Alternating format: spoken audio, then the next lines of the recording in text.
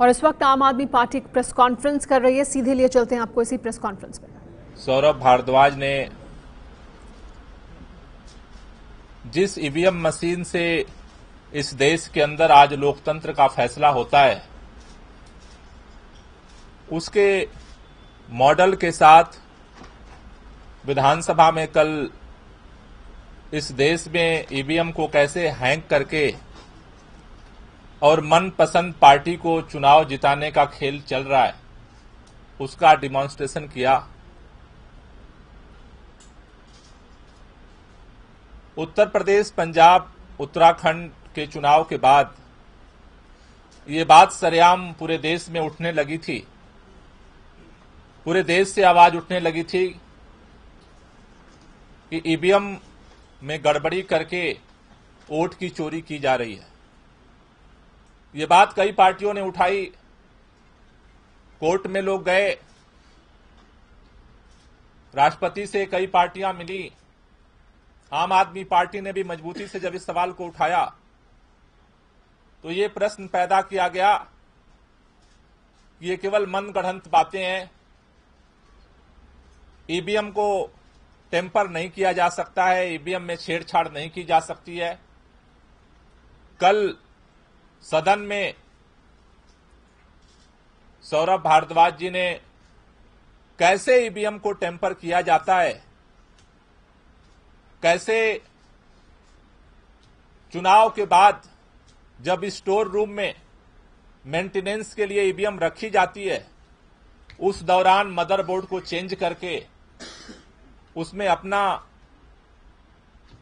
Code fit किया जाता है और उन्हीं मशीनों को चुनाव के दिन उपयोग करके उस कोड के माध्यम से कैसे वोट ट्रांसफर किए जाते हैं, कल इस डिमॉन्स्ट्रेशन में साफ साफ पूरे हिंदुस्तान ने देखा है।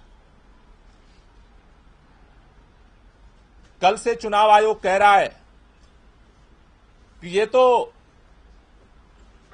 मॉडल था, असली मशीन को हैक नहीं किया जा सकता।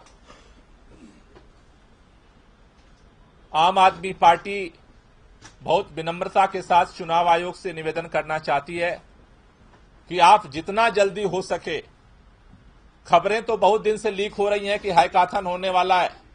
1 मई की तारीख आई थी मीडिया में और खबर में, फिर आखिरी सप्ताह की बात आ रही है। आम आदमी पार्टी चुनाव आयोग से मांग कर रही है कि आप हैकाथन की डेट तय करिए, आप अपनी ईवीएम दे दीजिए, हम उसमें मदरबोर्ड अपना लगाएंगे और उसे हैक करके जिसको चाहेंगे उसको जिता करके आपको दिखा देंगे, आपको यकीन हो जाएगा। दूसरी बात, कई लोग इस बात को सदन में कल चर्चा के बाद मीडिया में भी और कई लोगों के मन में यह सवाल है कि आम आदमी पार्टी चुनाव हार गई। जब 67 सीट आई थी तब आम आदमी पार्टी ने ईवीएम पे सवाल नहीं उठाए। आज जब पंजाब में उसकी 20 सीट आ गई, ढूंढने के लिए 12 तारीख की आल पार्टी मीटिंग में सकारात्मक चर्चा करेगा और अपनी जो ईवीएम, जिसको कह रहे हैं हमारी ईवीएम नहीं हो सकी, वो ईवीएम भी उपलब्ध कराएगा, जिससे कि उसमें जो गड़बड़ी है उसकी भी जांच पड़ताल की जा सके और जो सुप्रीम कोर्ट का आदेश है वीवीपैट के साथ चुनाव कराने का, उस पर आएगा और 25% रैंडम चेकिंग के बाद परिणाम घोषित हो। ये आम आदमी पार्टी की कल मांग हम चुनाव आयोग के समक्ष रखेंगे। 12 तारीख को ऑल पार्टी मीटिंग है, उसका हम इंतजार करेंगे और अगर सकारात्मक जवाब आता है चुनाव आयोग की तरफ से, हम उसमें सहयोग करेंगे। लेकिन अगर चुनाव आयोग अपने जिद पर अड़ा रहता है तो 12 के बाद फिर पार्टी अपने आगे के इस लोकतंत्र बचाओ अभियान की रूपरेखा आप सब लोगों के समक्ष घोषित करेंगे। तो अहम बातें जो इस प्रेस कॉन्फ्रेंस में आम आदमी पार्टी की तरफ से कही गई कि वीवीपैट मशीन के जरिए कराया जाए मतदान और जो वीवीपैट मशीन है उसकी भी रैंडम चेकिंग होती रहे, उसको भी बार बार चेक किया जाए। ईवीएम में गड़बड़ी के दावे पर आम आदमी पार्टी बनी हुई है। मेंटेनेंस के दौरान मदरबोर्ड बदला जा सकता है, दावा किया गया आम आदमी पार्टी की तरफ से। पर्ची वाली ईवीएम की भी बार बार जाँच होनी चाहिए और उसी से मतदान कराया जाना चाहिए। ये है एबीपी न्यूज, आपको रखे आगे।